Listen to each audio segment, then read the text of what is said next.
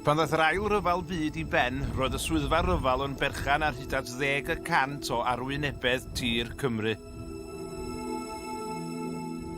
1% ydy'r ffigwr erbyn heddiw, ond mae'r creisiau a dawyd ar y tirwedd ac ar gymunedau yng Nghymru yn ystod hanner cyntaf yr 20fed ganrif i'w gweld o hyd. Heddiw yma, dwi am edrych ar hanes meddiannu tir ar gyfer hyfforddiant milwrol. Yn hyb rhai, dim ond gweithred drahaus ac ansensitif ar ran y llywodraeth, ond yn hyb eraill, rhywbeth cwbl angenrheidiol i'n gwarchod ni rhag fygythiadau posib gan luoedd estron.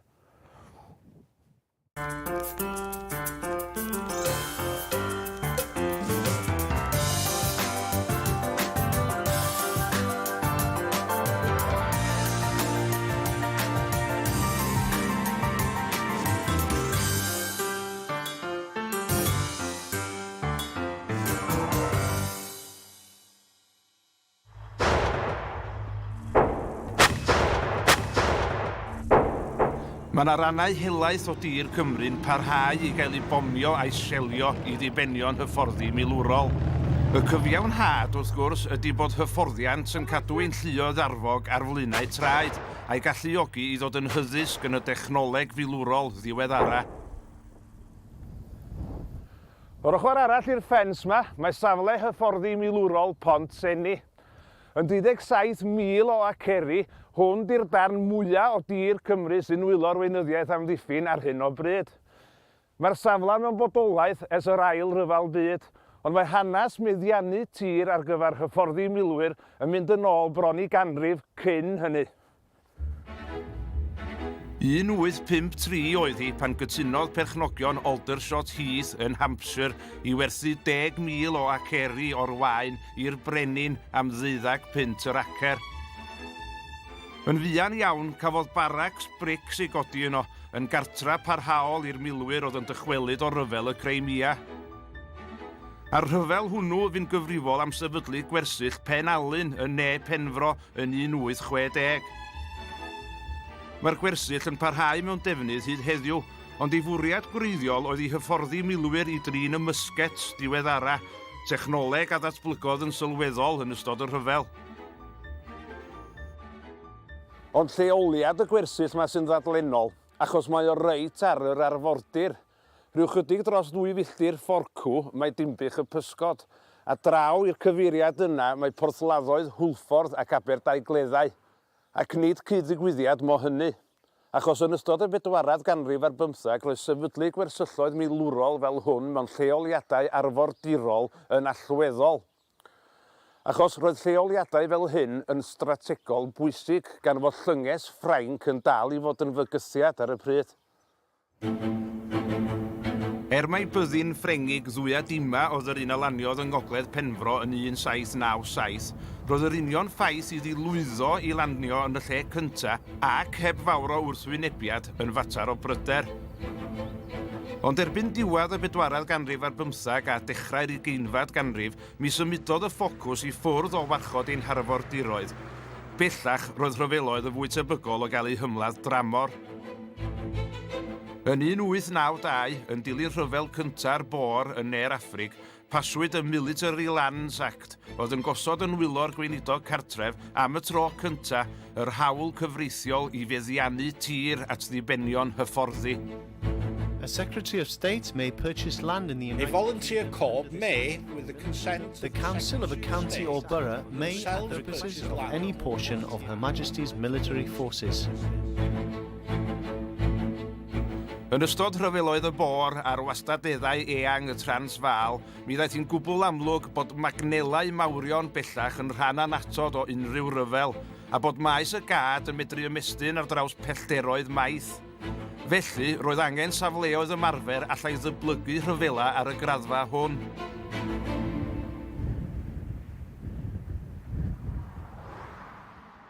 Yn 1916, gan ddefnyddio pwerau'r Military Lands Act, prynodd y swyddfa ryfel dir oddi ar feistr tir Stad Glanllyn mewn ardal i'r de o bentra Trawsfynydd mwyn sefydlu maes hyfforddi yno.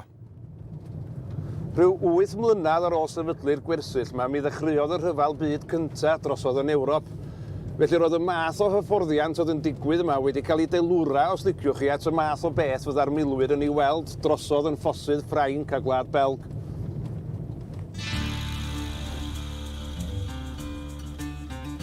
Mae olion y gwersyll milwrol yn dal i'w gweld hyd heddiw. Yn ogystal â'r nifer o bontydd oedd eisoes yn sefyll fel Pont Cain, roedd gofyn i'r swyddfa ryfel adeiladu pontydd newydd pwrpasol, rhai fyddai'n gallu cynnal pwysau, offer a cherbydau trwm.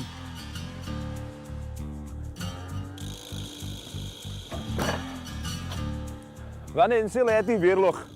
Be di o de? Di maes ymarfer, lluchio bomia llaw, grenades, a beth sy'n yma ydi ffosydd efo concrit yn ffortifeio nhw.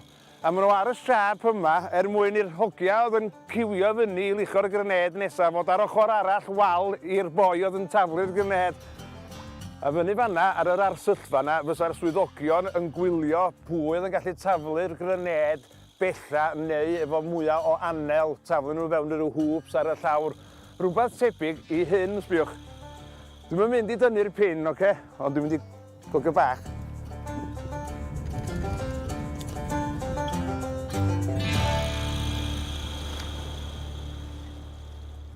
Mae Keith O'Brien yn hanesydd lleol sy'n tywys ymwelwyr o gwmpas y safle yn achlysurol. Ti'n cael lluniau da, Met? O, diolch, ddim yn bad, ysdi? Ie, Gan oer yma, de? Ie, mae'n siŵr. Iawn o le, fag i gwaed. Ie. Rwan ta, wyt ti'n ffotograffydd ac yn hanesydd, a mae hwnna'n gyfuniad perffaith i rywun sy'n ymchwilio fewn i'r henebion, achos henebion ydyn nhw bellach, de? Wel ia, hollol sdi, ac mae'n mynd i ddod yn gyfnod lle fydd bobl yn meddwl, wel, be goblin di hwn, rhyw fath o ryw gorlan defaid neu rhywbeth felly, de? Ond mae'n lawer iawn mwy, wrth gwrs, i'r peth yn does. Oes, achos dwi'n gyfarwydd â lot yn nhw'n gwmpas lle, ond ddim yn gwybod yn union be ydyn nhw, de? Felly, de, be yn union ydy hwn, te? Mae hwn hynod o ddiddorol. Fe sy'n ffodus iawn i gael criw o wybodaethon oedd yn arbenigo mewn militaria a'r math yna beth. Ges i ar ddeall wedyn bod o'na fel rhaffan y weiars yn dod allan ohonyn nhw. A wedyn heini mynd draw fancw i dargedau. A wedyn rhaid sa gen ti fel junction box tren tu mewn yn tynnu lifra gwahanol. Dyna targedau yma'n popio i fyny a wedyn bang ynde, seithio amdanyn nhw. O be am y niwad i'r tirwedd lle, ac wel i'r ffermydd, achos mae dipyn o'r ffermydd, mae wedi cael ei chwalu, does? Ond ati ar dwsin o ffermydd a thyddynod. A mi oedd y tenantiad ni, wrth gwrs, rhai oedd wedi bod yn byw yma ar y wlad ers degawda ac yn sicr cenedlaetha. A wedyn bydd rhaid nhw adael tua 8 o gloch yn y bora i fynd i fyny i'w tent ar dop mynydd. Ac i'm yn cael dod yn ôl i'r tir tan tua rhyw 7 newydd yn y nos ac yn gorfod wneud i gwaith beunyddiol adag yn neud.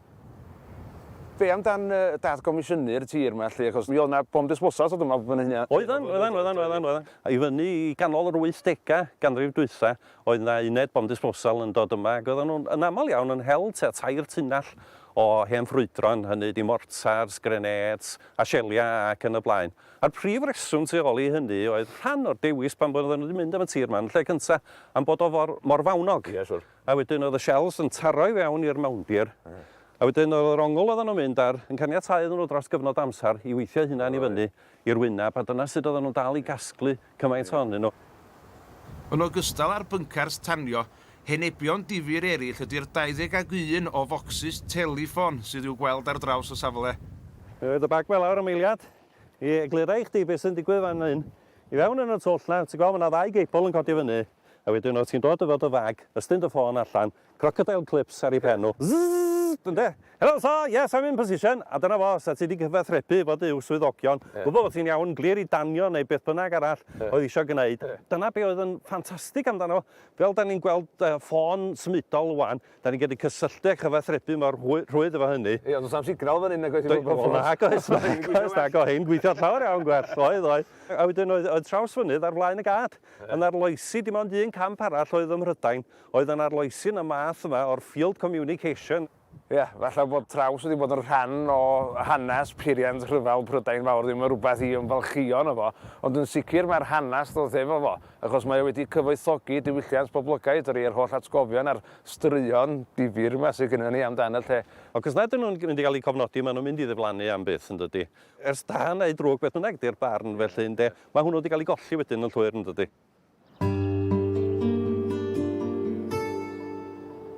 Tyfodd y gwersyll yn sylweddol ar ôl yr rhyfel ac mi dyfodd yna bentra bach yn ei ymyl o, bron Aber, oedd yn cael ei adnabod yn lleol fel Tyntawn.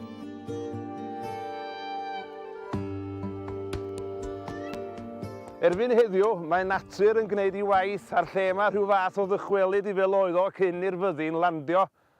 Da chi'n clywed hwnna? Tawelwch, de. Wel, heblaw am y gwynt. Ond mae yna rannau eraill o Gymru, de, lle mae'r tanion parhau o hyd.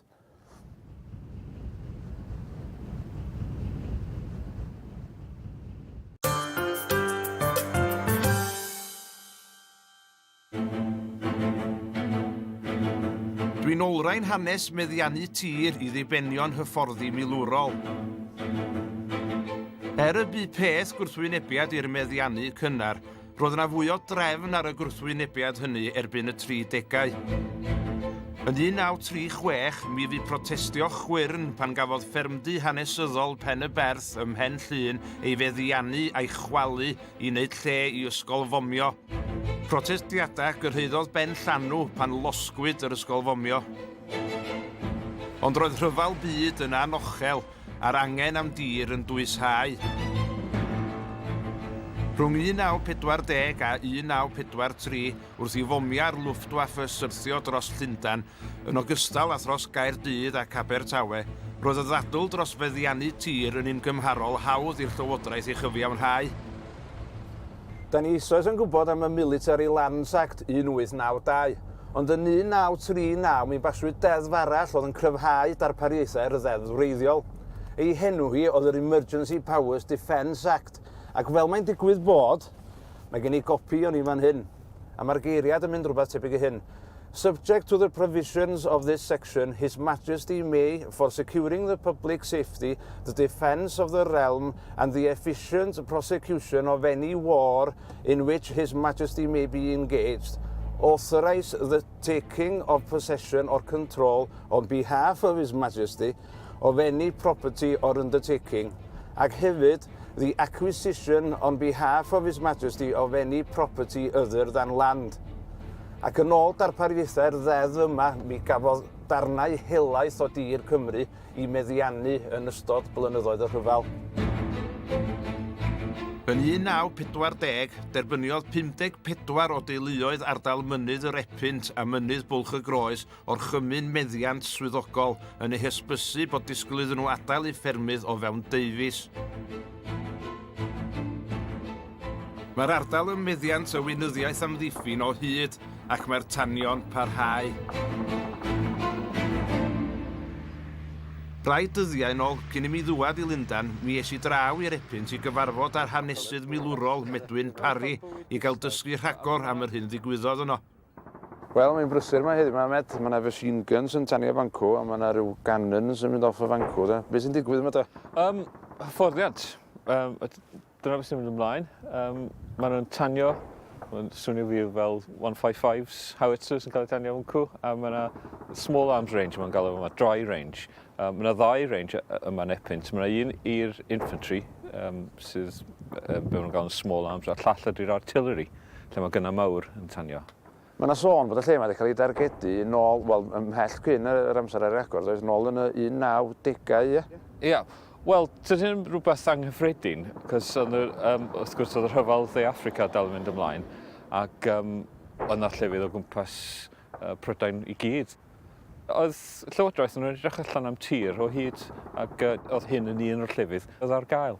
Felly pam ar nhw ddewis y lle ma'n diwedd, a be oedd yr rhesymau yn ôl y penderfyniad? Erbyn dechrau'r geunfed ganrif, tyn nhw'n llawer o bobl yn byw I fyny yma, ac mond un lôn yn croesi'r range I gyd. Mae'n ffitio pob beth oedden nhw'n chwilio amdano fo.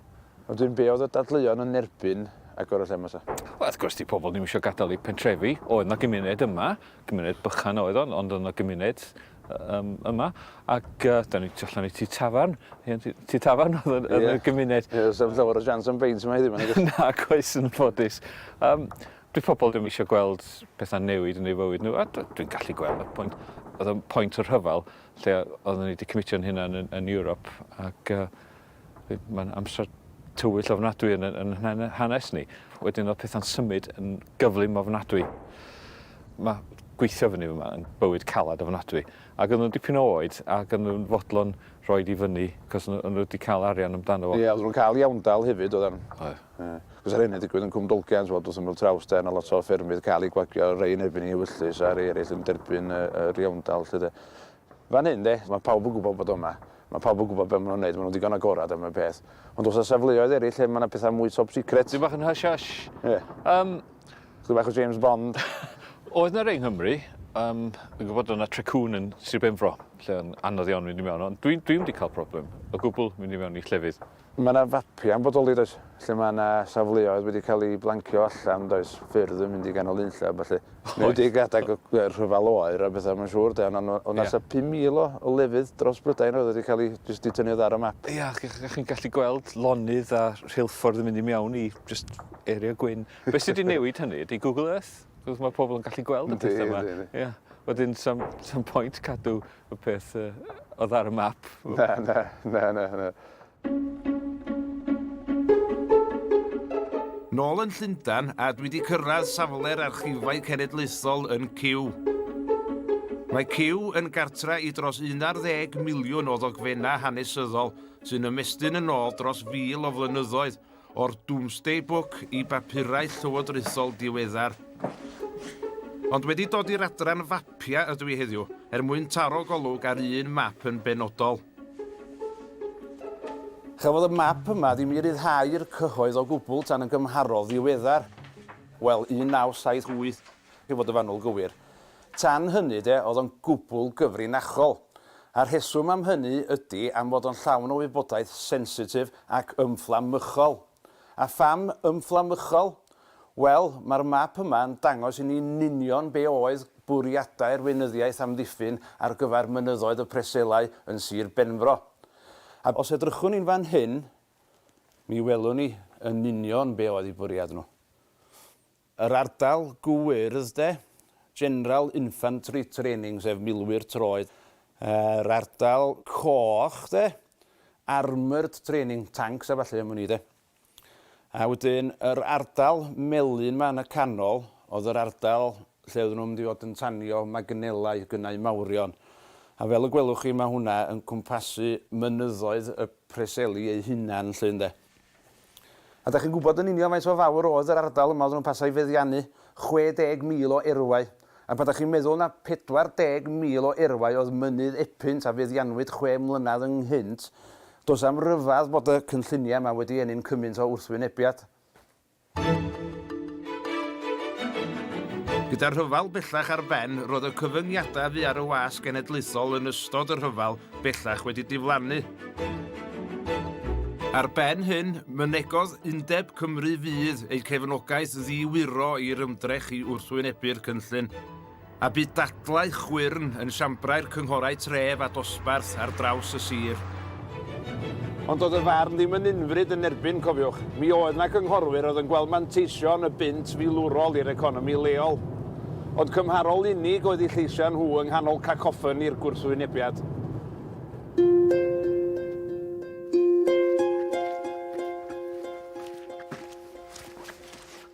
Bod cryfderau amlwg i'r ddadl yn erbyn gyrru pobl o'i cartrefi, dadl gafodd ei defnyddio yn yr epynt.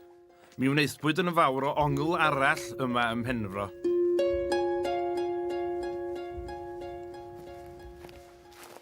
Ar y mynyddoedd fan mae yna 37 o henebion cyn hanesyddol o gromlechi a siambrau claddu, carneddi, meini hirion a cylchoedd cerig.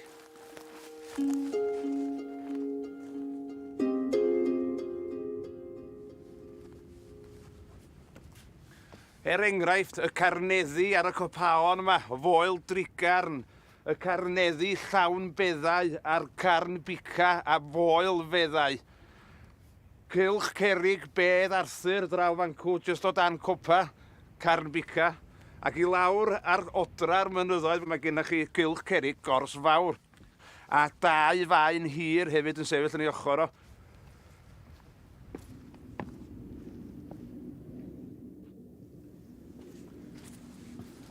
Ond yr enwoca o safleoedd hanesyddol y preselau ydy'r mynydd yma dwi'n sefyll arno fo rwan. Carn menyn di enw ar lafar gwlad, ond i enw iawn o ydy carn meini. A pam meini? Wel, o fan hyn, dos y cerrig gleision sy'n sefyll yn cor y cewri Stonehenge. Rwan, pan mae rhywun yn meddwl bod nhw wedi cario'r cerrig hynny'r holl ffordd o fan hyn, heb sôn am gario'i hanwyliaid i ben y copawon mae i'w claddu nhw, mae'n amlwg bod y mynyddoedd mae'n ofnadwy o bwysig i'n cyndeiddiau ni, ac felly'n bwysig i'n trefsadaeth ni.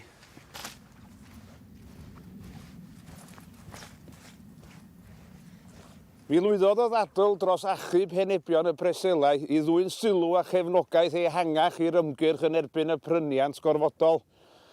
I'r gweision sifil yng nghoridorau'r weinyddiaeth amddiffyn, dim ond pentyrau o gerrig oedd yma, ond i fyddin o hynafieithwyr ac archeolegwyr, roedd yma safleoedd o bwys rhyngwladol ac mi fysa bomio'r mynyddoedd yma yn warth ac yn gwbl anerbyniol.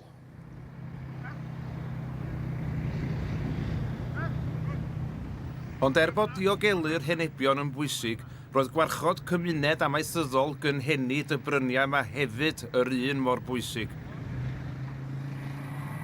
Mae Cerwyn Davies yn hannu o linach o fugeiliaid mynydd, dynion fy'n rhan allweddol o'r gwrthwynebiad lleol. O Cerwyn, mae'n braf yma pam di ddim mor oer, mae'n siŵr ni.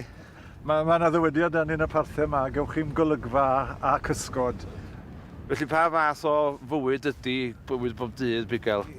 I raddau heleth, yn dymorol iawn yn mynd gyda'r tymorau. Mae'n adegau fel wyna a cneifo ac yn y blaen yn waith digon prysur. Wedyn mae'n adegau, falle bydd ddim gwmynt o waith lle mae'n bosib i wneud gwaith cynnal a chadwr y ffermydd ac yn y blaen. Felly mae'n ffordd o fyw, reit unigryw dyri, a mi fydda hyn i gyd wedi diflannu bydda'r weinyddiaeth amddiffyn wedi mynd yn ei mlaen. Byddai'r ardal wedi cael ei difetha fel i ni'n nabod heddi'n gyfan gwbl, achos oedd na sôn bod na 1,000 ar rwan o dan fygythiad, a dwi'n meddwl bod 204 o ffermydd yn gysylltiedig ar y cynllun, a mas o'r rheini oedd rhyw 105 bydden nhw wedi cael ei diddymu'n gyfan gwbl. Ac o'na rhyw ddadl yn cael ei rhoi oedd mewn adroddiad am Nisbyd yn 1947 bod mewn pres heddiw, mae byddai'r pres yn golli i'r ardal leol, i'r economi leol yn flynyddol, 2.6 miliwn. Dwi'n meddwl byddai'r effaith yn dipyn mwy na mae'r pres yn dangos, achos unwaith bod chi wedi colli gafel a rhywbeth mae wedi mynd am byth yn nhw.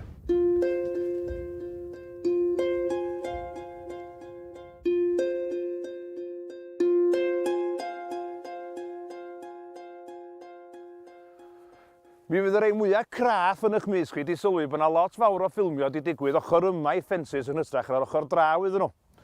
I ni egluro wrth y weinyddiaeth amddiffyn, mae rhaglen hanesyddol oedd hon yn adrodd ffeithiau, nid lleisio barn, mi wrthodwyd caniatâd i ni ffilmio ar ei safleoedd nhw. Ac mae rhaid i ni ofyn pam. Na ddaeth yna rioed gydnabyddiaeth o unrhyw gamgymeriadau neu fethianna yn y modd yr ysbryd ati i ymdrin a thrigolion epynt a'r preselau dros hanner can mlynedd yn ôl. Mi fydd amarodrwydd y weinyddiaeth amddiffyn i agor ei gatiau yn yr achos hwn yn siŵr o fod yn ddigon o gydnabyddiaeth i lawer.